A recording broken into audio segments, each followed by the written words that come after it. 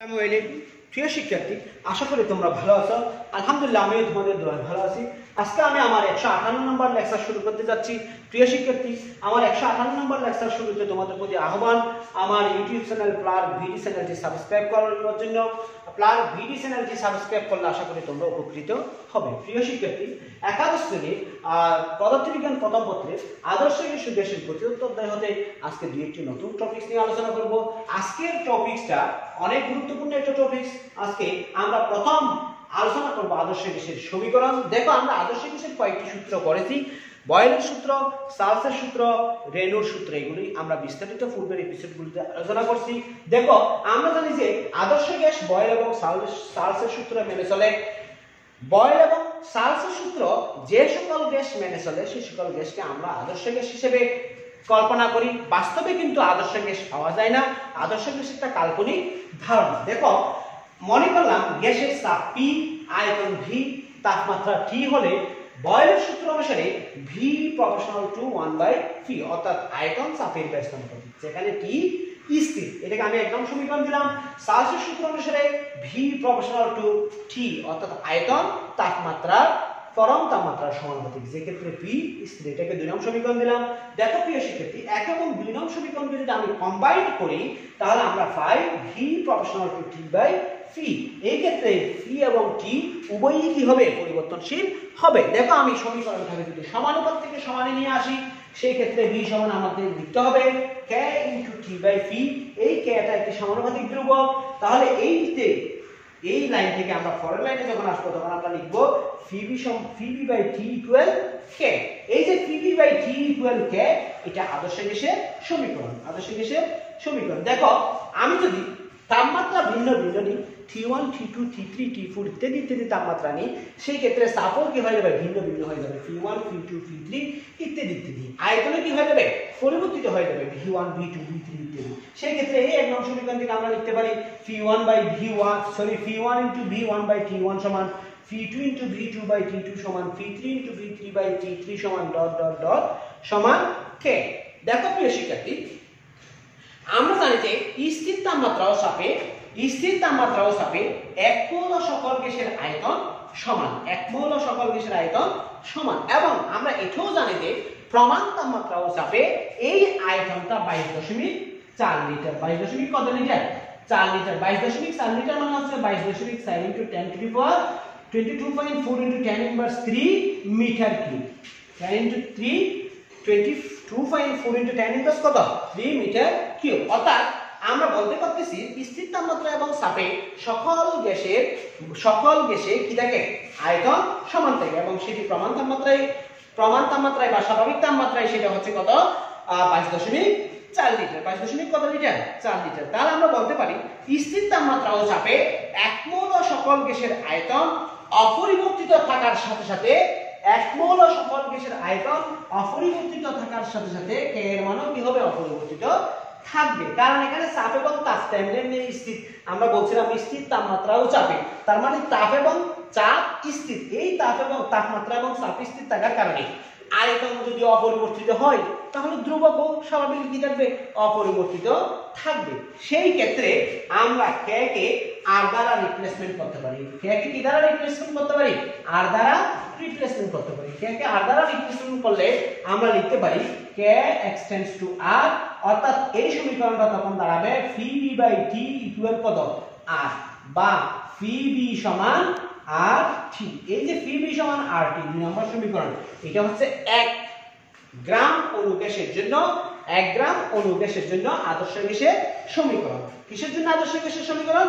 1 gram অণু গ্যাসের জন্য আদর্শ গ্যাসের সমীকরণ। প্রিয় শিক্ষার্থী, দেখো, আমি মনে করলাম 1 গ্রাম অণু গ্যাসের পরিবর্তে m ভরের গ্যাস বিবেচনা করব। 1 গ্রাম অণু গ্যাসের পরিবর্তে কি ভরের গ্যাস বিবেচনা করব?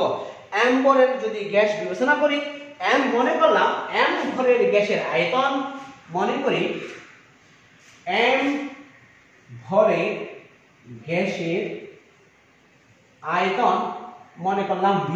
দেখো, আমি কেন m ভরের গ্যাসের আয়তনের কথা বললাম? কারণ আমি বলছি যে 1 গ্রাম অণু গ্যাসের পরিবর্তে আমি কি রকম গ্যাসের ভর বিবেচনা করব? m ভরের গ্যাস বিবেচনা করব। 1 গ্রাম অনু গ্যাসের আয়তন যদি V হয় তাহলে m পরের গ্যাসের আয়তনও কি হবে V হবে। এবং আমি মনে করলাম যে অণুটা নিচ্ছি সেই অণুর ভর হচ্ছে আণবিক ভর হচ্ছে ক্যাপিটাল M। আণবিক ভর হচ্ছে কি M? Capital M। দেখো m ভরের গ্যাসের আয়তন মানে হচ্ছে যে m ভরের গ্যাসের আয়তন সমান হচ্ছে যে m by capital M gram অণু গ্যাসের আয়তন। দেখো m ভরের গ্যাসের আয়তন মানে হচ্ছে যে small m by capital M gram অণু গ্যাসের আয়তন। এটা আমি কোথায় নিয়ে গেলাম? মোলার আয়তনে নিয়ে গেলাম, অর্থাৎ 1 মোল পরিমাণ গ্যাসের আয়তনে নিয়ে গেলাম। তাহলে আমরা এখানে লিখতে পারি small m by capital M gram অণু গ্যাসের আয়তন সমান V। তাহলে 1 গ্রাম অণু গ্যাসের আয়তন হবে, দেখো small m by capital M gram অণু গ্যাসের আয়তন যদি V হয় 1 গ্রাম অণু গ্যাসের আয়তন হবে V ভাগ small m by capital M, মানে হচ্ছে যে capital M by small m into V। এটা হচ্ছে কয় গ্রাম অণু গ্যাসের আয়তন? 1 গ্রাম অণু গ্যাসের আয়তন। দেখো আমরা আদর্শ গ্যাসের সমীকরণটা 2 নং সমীকরণটা পাইছিলাম Pv সমান RT। Pv সমান কয়টি? RT। এই RT এটা হচ্ছে 1 গ্রাম অণু গ্যাসের জন্য, 1 গ্রাম অণু গ্যাসের জন্য কিসের সমীকরণ? আদর্শ গ্যাসের সমীকরণ। দেখো 1 গ্রাম অণু গ্যাসের আয়তন, 1 গ্রাম অণু গ্যাসের আয়তন আমরা পাইছি কত? Capital M by small m into capital V into কি V? Capital V। দেখো এখন আয়তন যেখানে V আছে সেই আয়তন V এর জায়গায় যদি আমি কি করি 1 গ্রাম অণু গ্যাসের আয়তন স্থাপন করি, 1 গ্রাম অণু গ্যাসের আয়তন যদি কি করি স্থাপন করি, দেখো আমরা পাইছিলাম Pv সমান RT। এখন V এর পরিবর্তে যদি capital M by small m V স্থাপন করি কেন করতেছি? দেখো আমি বলছিলাম যে এই Vটা ছিল স্মল m ভরের গ্যাসের আয়তন, আর এই স্মল m ভরের গ্যাসের আয়তন মানে হচ্ছে যে 1 গ্রাম অণু গ্যাসের আয়তন। এই 1 গ্রাম অণু গ্যাসের আয়তন মানে হচ্ছে যে capital M by small m into V।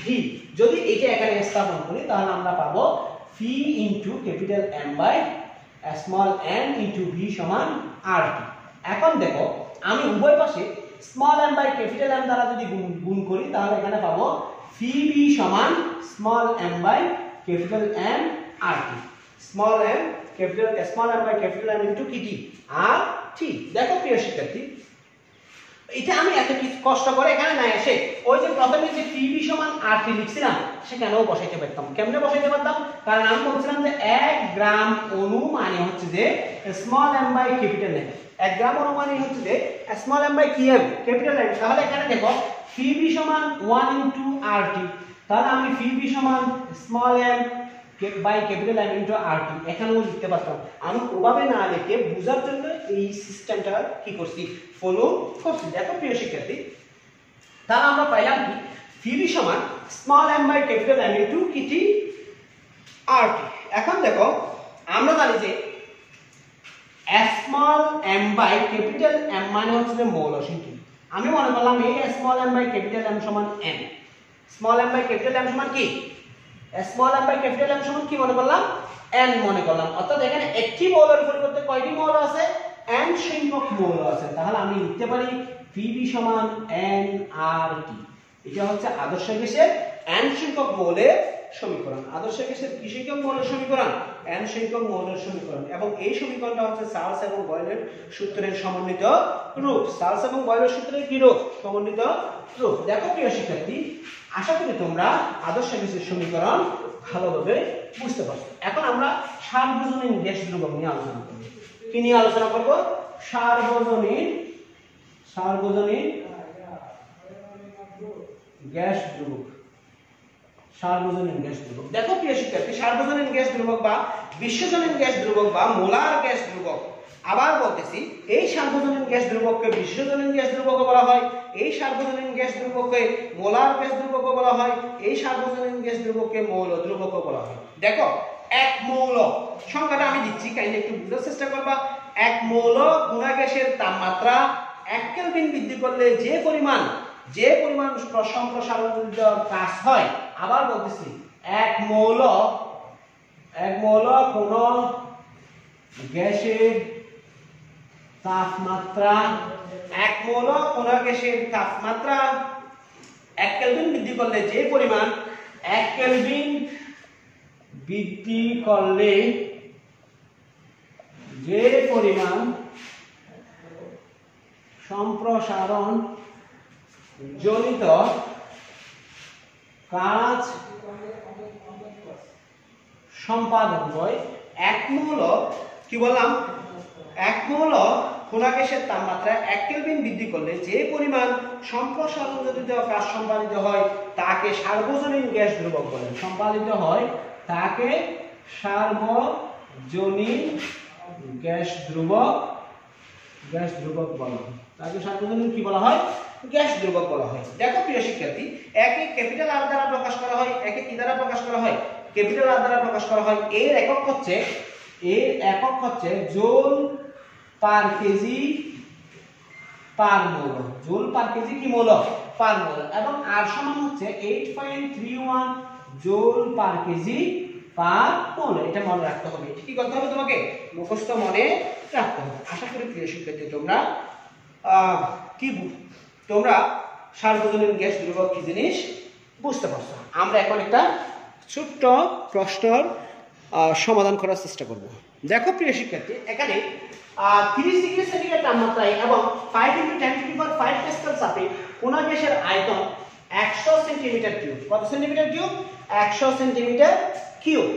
তাপমাত্রা 80 ডিগ্রি সেন্টিগ্রেড তাপমাত্রায় ও 10⁶ প্যাসকেল চাপে এর আয়তন কত হবে? এর কি কত হবে? আয়তন কত হবে? দেখো এখানে সেন্টিগ্রেড স্কেল আছে, আমাকে কোথায় নিয়ে যেতে হবে?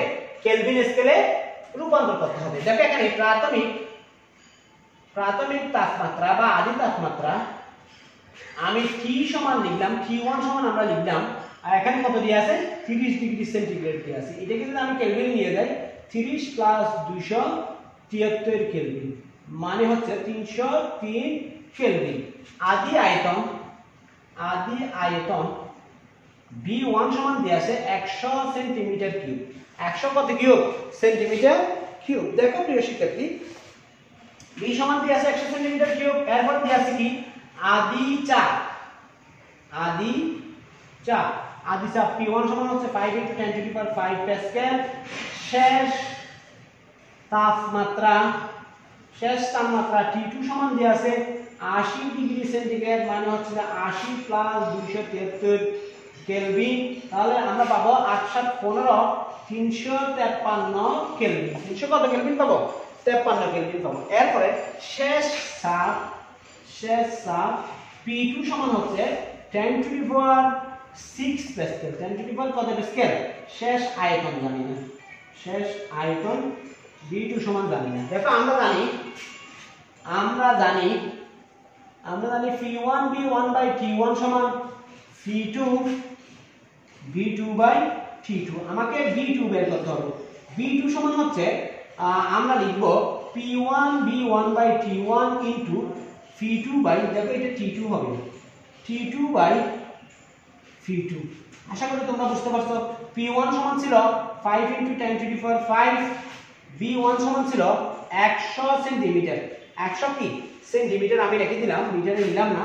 এরপরে এখানে T2 সমান আমার আছে 353, এটা হচ্ছে 303, P2 সমান হচ্ছে 10⁶। তাহলে টোটাল ক্যালকুলেটরে যদি আমরা একটু হিসাব করি, তাহলে আমরা পাবো এটা কত পাচ্ছি একটু দেখি। 5 × 10⁵ ইনটু 100 ইনটু 353 ভাগ 303 ভাগ 1/6। তাহলে আমরা পাবো 58.25 সেন্টিমিটার কিউব। অর্থাৎ গ্যাসটি তখন চূড়ান্ত আয়তন হবে 58.25 সেন্টিমিটার কিউব। আশা করি প্রিয় শিক্ষার্থী তোমরা গাণিতিক সমস্যাটি বুঝতে পারছো। তোমরা যদি এই গাণিতিক সমস্যাটি বুঝতে পারো, তাহলে তোমরা নিজেরা অনেকগুলি সমস্যা কি করতে পারবা? সমাধান করতে পারবা। আমরা এখন আরেকটি সমস্যার সমাধান করব।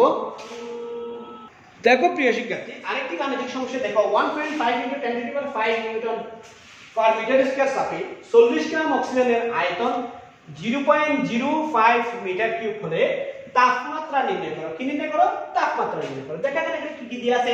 এখানে আদি চাপ দিয়ে আছে বা চাপ দিয়ে আছে 1.5 × 10⁵ নিউটন পার মিটার স্কয়ার। আমি লিখলাম P সমান 1.5 × 10⁵ নিউটন পার মিটার স্কয়ার। দেখো এখানে কি দিয়ে আছে? আদি আয়তন দিয়ে আছে বা আয়তন দিয়ে আছে V সমান 0.05 মিটার কিউব। আমরা জানি যে দেখো আমরা জানি PV সমান nRT। এটা হচ্ছে আদর্শ গ্যাসের সমীকরণ। n হলো গ্যাসের ক্ষেত্রে আদর্শ গ্যাসের সমীকরণ। তাহলে আমরা P পেয়ে গেলাম, V পেয়ে গেলাম। Rটা আমাদের মুখস্থ মনে রাখতে হবে। R সমান 8.31 জুল পার কেজি পার মোল। দেখো এখানে n দেয়া আছে, n এর মান দেয়া নেই, কিন্তু স্মল n দেয়া আছে। অক্সিজেন গ্যাসের ভর কত গ্রাম, অক্সিজেন গ্যাসের আয়তন সেটা দেয়া আছে। স্মল n সমান 40 গ্রাম। আমরা জানি অক্সিজেনের আণবিক ভর 32 গ্রাম। তাহলে স্মল n হচ্ছে মৌল সংখ্যা। মৌল সংখ্যা হচ্ছে small m by capital N। তাহলে আমরা লিখতে পারি স্মল n সমান small m by capital N। চূড়ান্ত তাপমাত্রা T সমান আমরা জানি না। এখন এখানে আমরা T এর মান বের করার জন্য PV সমান n সমান আমরা লিখব small n by capital N RT। দেখো আমরা এটাকে T এর মান যদি বের করতে যাই তাহলে আমরা লিখব PV ইনটু দেখো আর বিভাগ করতে হবে, এটা উল্টে যাবে, capital M by small n R। দেখো এখানে যদি মান বসাই, P সমান আমাদের আছে 1.5 × 10⁵, B সমান 0.05 ইনটু n সমান হচ্ছে কত 32, স্মল n সমান 40, R সমান 8.31। টোটাল কত আসে একটু দেখি। টোটাল আমাদের টোটাল মান আসবে 1.5 into 10⁵ into 0.05 into 32 divided 40 divided 8.31। তাহলে টোটাল আসতেছে কত আমাদের? আমাদের আসতেছে 722.02। 722 কত 02 722.02। তাহলে আমরা কেলভিন স্কেলে তাপমাত্রা পাচ্ছি কত 722.02 কেলভিন। কিন্তু আমাদের এখানে তাপমাত্রাটা দেওয়া ছিল। তাহলে আমরা দেখতেছি অর্থাৎ গ্যাসটি অক্সিজেন গ্যাসটি 722.02 কেলভিন তাপমাত্রায় আয়তন হবে 0.05 মিটার কিউব। অর্থাৎ অক্সিজেন গ্যাসটি 722.02 কেলভিন তাপমাত্রায় এর আয়তন হবে কত 0.05 মিটার। আশা করি প্রিয় শিক্ষার্থী তোমরা বুঝতে পারছো। আজকে এই পর্যন্ত। আমরা আগামী এপিসোডে নতুন একটা টপিকস নিয়ে তোমাদের সামনে হাজির হব। এই পর্যন্ত ভালো থেকো। আসসালামু আলাইকুম ওয়া রাহমাতুল্লাহি ওয়া বারাকাতুহু।